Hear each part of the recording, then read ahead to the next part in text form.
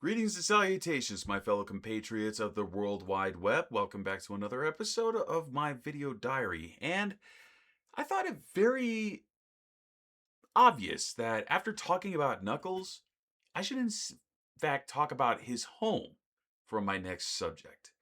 I should be talking about Angel Island. And wow. See, last week I told you guys that Knuckles had a visit to our house.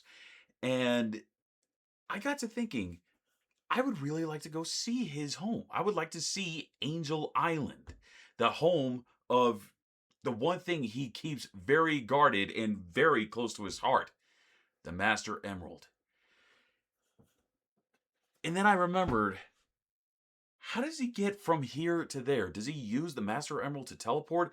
I know he's got the uncanny ability to glide through the air, which is amazing, which he basically is just gliding like this. How he does it, I don't know. Natural echidnas do not do that, but he is able to somehow. And it's amazing. But what I still don't understand is, how is it a landmass that big is able to float up in the air? Like I said, the Master Emerald is an enigma wrapped in a mystery. It's incredible. Its power levels has probably got to be infinity times 10. But what is there to say about Angel Island? Other than it's incredible.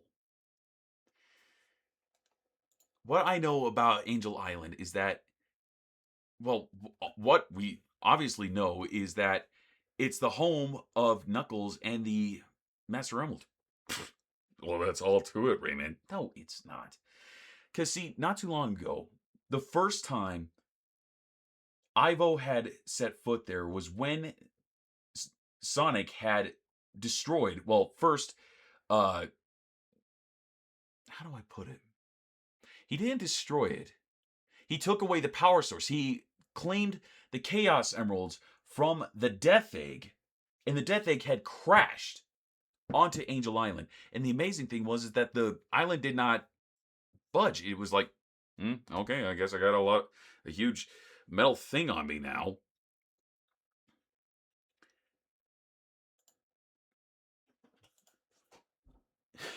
It is really hard to talk while you're completely excited like I am.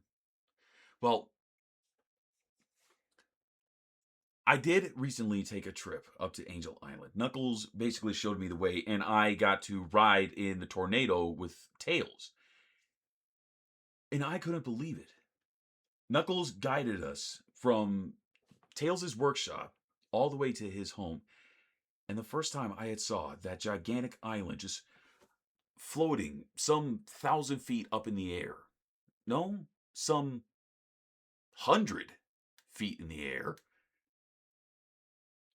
My voice, my breath was taken away. I couldn't believe it.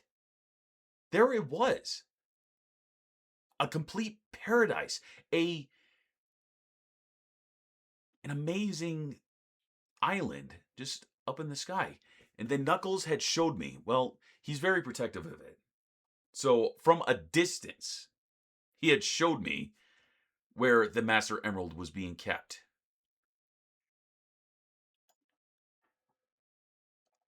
Just being a far distance, like probably at the bottom of the stairs of his temple to the Master Emerald, you could feel the power from the Master Emerald just like beating on your chest. It was faint, but you could just feel it. And it doesn't even stop there because you see, with it being such a gigantic island, there's also lots and lots of other things around there. There are almost thousands of ruins to explore.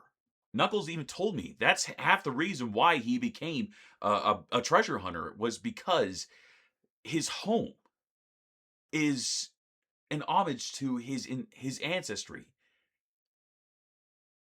And he had showed me that he's only like scratch the surface.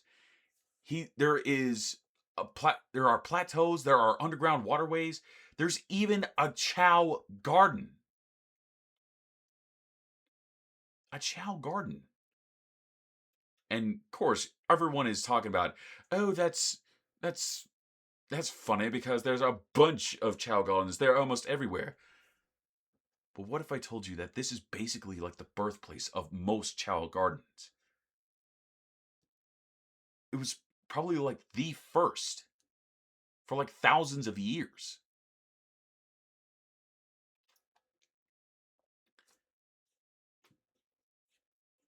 What I find most amazing about Angel Island is not just the Master Emerald, it's the fact that there's an entire ecosystem, a thriving ecosystem,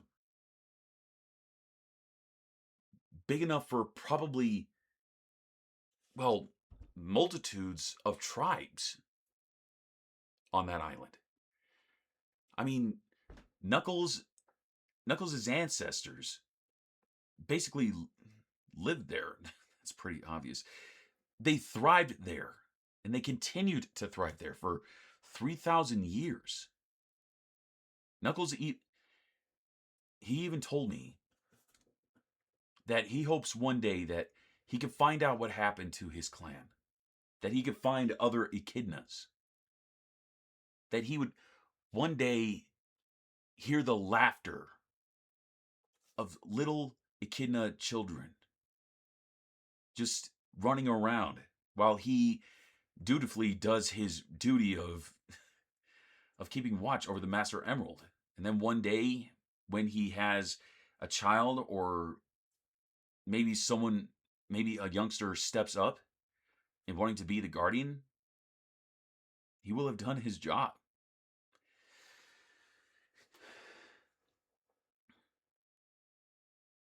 He's also told me the tale of Tikal, an echidna, long time ago, and I thought, is there a possibility that she's his ancestor? Apparently not. She's she was a pure. She was pure. She was a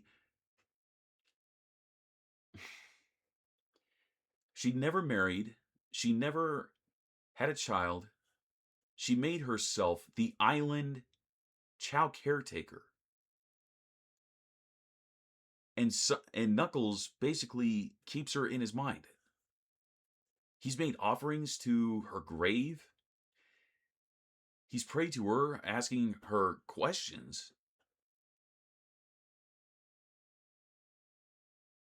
And I often wonder, if she was a Chow caretaker, was there a chance that she also looked over the Master Emerald? Possibly. And I often wonder if she was still alive to this day, if Tikal somehow kept herself alive, preserved herself, and then for thousands of years woke up, I wonder, what would she say about Knuckles? What would she say about the modern day life? What would she say about how Angel Island is now? About people who decide to become Chow caretakers? Constantly baffles my mind. What if Tikal, the echidna, was alive and well to this day? Food for thought. But until then, my friends, this is Raymond Robotnik, signing off.